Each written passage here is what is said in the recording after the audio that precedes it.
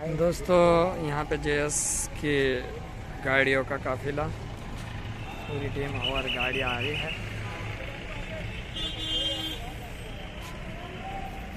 काय दोस्तों उग जा क्या अपन कुक से है ना? चलो चलो चलो ठीक ठीक ठीक चलो चलो।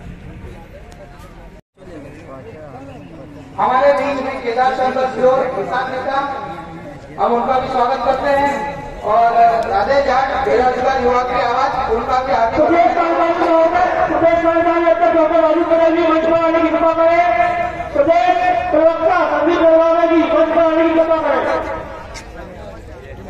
मंच पर आने की कृपा करें।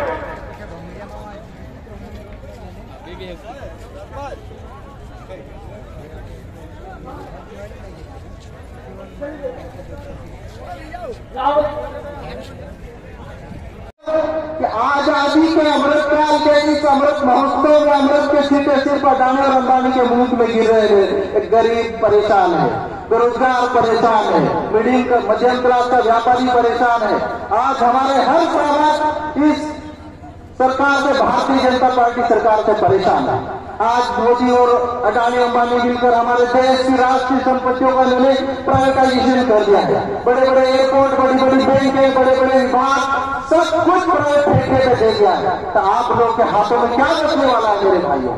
आप लोग अगर यही हालात रहे तो जो अंग्रेज हमारे देश को लूट के भागे, ये बड़े बड़े अडानी अंबानी जैसे कल जाके 10-10 हजार 5-5 हजार करोड़ का कर्जा लेके विदेश में चले गए, माल्या और नीरव मोदी जैसे। तो आप लोगों का, हम लोगों का क्या है जिसके प्रत्येक व्यक्ति के ऊपर 1 लाख से ज्यादा इस देश में कर्जा हो चुका है मेरे साथी।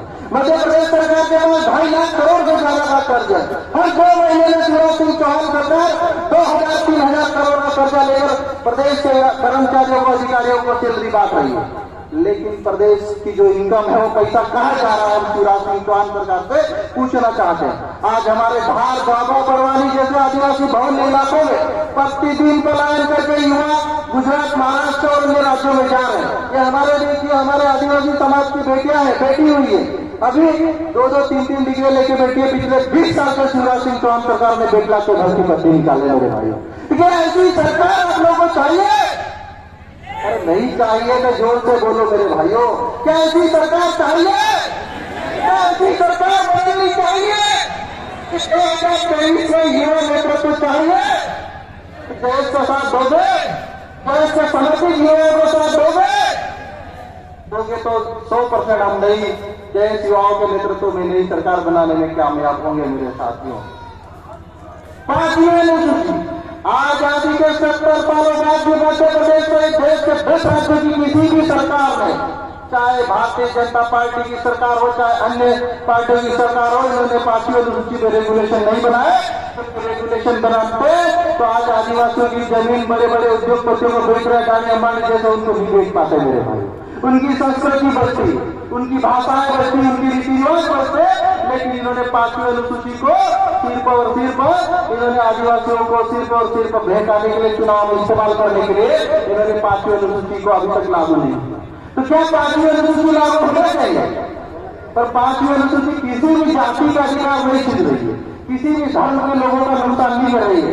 इस सिर्फ और सिर्फ इस आजाद भारत के अमृत काल में राखी करने के लिए गुजरात और महाराष्ट्र जो आदिवासी भाई आ रहे हैं, उनको एक अलग देती कि आप अपने गांव में आपको 100% रोजगार मिलेगा, गारंटी मिलेगा। तो किसी को क्या दिक्कत है?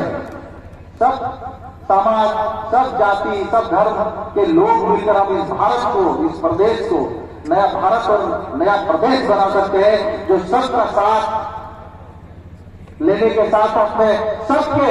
लेकिन जयेश का विश्वास उठा के देखना मेरे भाई, एक चीज में बता, डॉक्टर हीरा राव ने जितनी भी बात बोली आज तक के इतिहास में इस मंचों से, तभी डॉक्टर हीरा राव ने बोला और पूरा लेवा, ऐसा हुआ नहीं मेरे भाई। और आप लोग अगर मेरा साथ देते हैं तो मध्य प्रदेश की राजनीति में 2023 में हम लोग नए इतिहास रच सकते मेरे भाई। लेकिन विश्वास करना पड़ेगा। अभी हमारे कुछ विरोधी लोग विरोधी पार्टियों से पैसा लेकर मनावर में महापंचायत कर रहे हैं, जयेश महापंचायत। आज उनकी हेकड़ी निकल गई मेरे साथ में, 150 से ज्यादा लोग इकट्ठे नहीं हुए। साथियों, इन्होंने बहुत बड़ा हीरालाल 2018 में वादा किया था, मंच से बता रहा हूँ कि डॉक्टर हीरालाल अलावा के नेतृत्व में अगर अगली सरकार बनी तो मध्य प्रदेश के मनावर विधानसभा से किसी भी आदिवासी का यहाँ से हिस्सा पर घर तोड़ा तो मैं इस कंपनी को, इस सरकार को भगा दूंगा, मेरा वादा था। और हीरालाल अलावा के घर करते हुए मनावर विधानसभा के एक किसान का, एक गरीब का, एक आदिवासी का अल्ट्राटेक कंपनी ने घर तोड़ा होता, आप मुझे लिखित में दे दो, सबूत के साथ दे दो, मैं बताऊंगा कि मैं गलत साबित हो गया, लेकिन झूठी अफवाह फैलाएंगे तो मैं बर्दाश्त नहीं करूंगा। साथियों, विरोधी पिछले कई वर्षों से कई प्रकार के भ्रम और अफवाह फैलाए हैं, लेकिन मैं आप लोगों को बताना चाहता हूं, मध्य प्रदेश के विधानसभा के भीतर डॉक्टर हीरालाल ने आजादी के बाद हर मुद्दे पर सबसे ज्यादा प्रश्न लगाने का विकास बनाया। आप यकीन नहीं होता, आप देख सकते हो। और मैं अपनी तारीफ नहीं करना चाहता हूं, लेकिन मैं आप लोगों को बता दूं कि MIT एक जो बड़ी यूनिवर्सिटी देश की, जिसकी भारतीय छात्र संसद से 2021-22 का पूरे देश में आदर्श विधायक के रूप में डॉक्टर हीरालाल अलावा अवार्ड दिया। अगर मैं गलत होता तो क्या दूसरे राज्य की यूनिवर्सिटी डॉक्टर हीरालाल अलावा को अवार्ड देती? नहीं देती।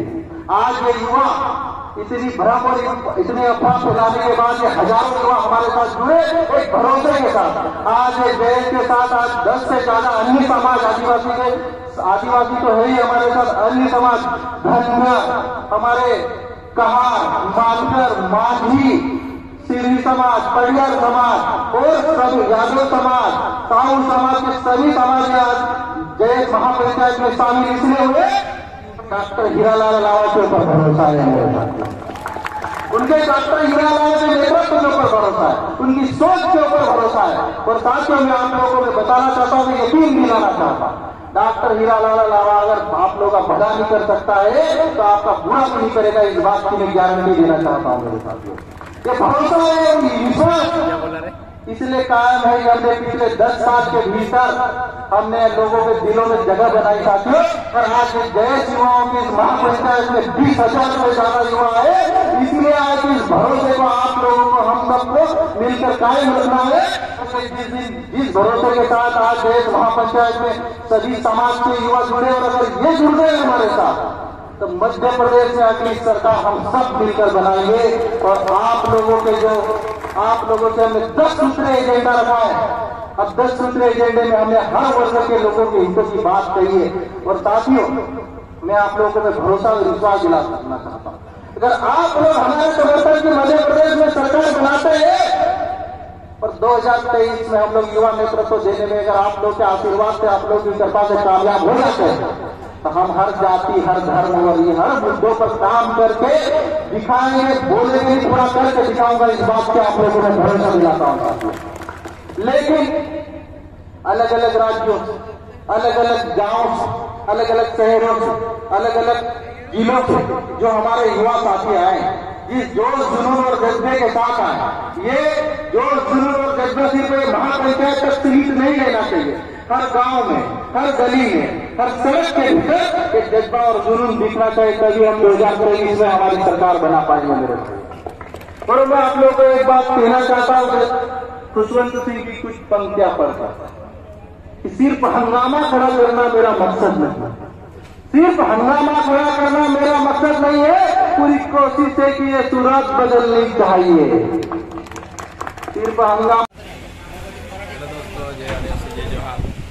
दोस्तों, हम मीटिंग में गुइलान होटल में खाना बाज रहे पापड़ चल रहे इनको से आप शांतिलाल भाई, राजू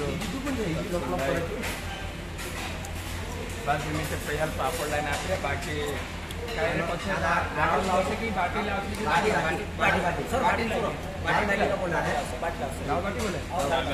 ठीक है दोस्तों, दाव बाटी से कई साइड देखा सामू कहा कि पापड़ में पेट भरा जा से लगे। ठीक दोस्तों, वीडियो में बने रहो। जाए घना दाहड़ा में आम भेला निकले मीटिंग में मतलब अपना जे सम्मेलन होता काय रे महापंचायत सम्मेलन, तो बढ़िया कार्यक्रम रहा। बहुत अच्छी बात भी सुनने को मिली है नहीं। और अपना जो भी जैसन मेरे कार्यकर्ता थे बढ़िया बात रखी। ठीक है दोस्तों, वीडियो में आई जा सच्ची बात भी देख लेजो काले का वीडियो में। ठीक है, हम नाश्ता कर लेंगे।